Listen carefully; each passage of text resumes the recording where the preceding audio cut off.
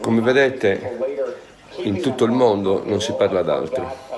Il nostro pensiero va a tutti i musicisti del mondo che in questo momento stanno facendo il loro mestiere da casa, stanno continuando a cantare le canzoni, così come abbiamo fatto noi, come stiamo facendo noi. Lo facciamo per voi, quindi per il pubblico, ma vi garantisco che lo facciamo anche per noi, perché così teniamo il nostro spirito equilibrato, alto, cosa che è molto difficile in questo periodo.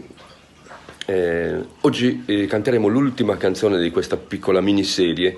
E Pizzinnos in Sagherra è una canzone a cui teniamo molto, l'abbiamo presentata a Sanremo nel 1992 e c'è dentro lo zampino del grandissimo Fabrizio De André.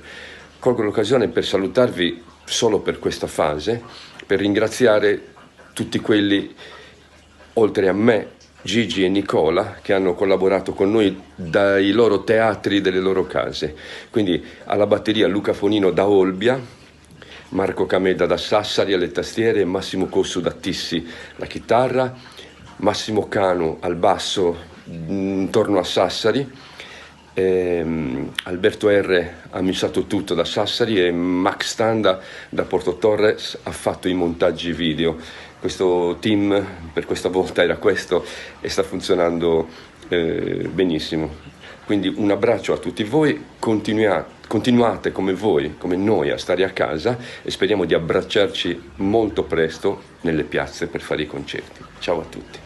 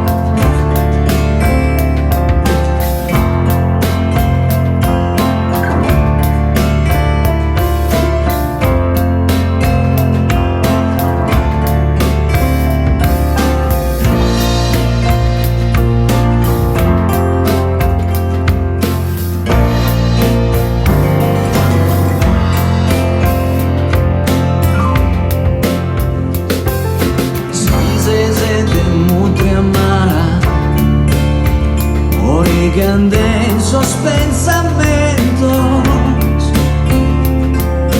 le strade su Grecusana, spinghe de costellamento, brincaso strabento e bessi dai sul ludo, urusino asa ottenner vanto.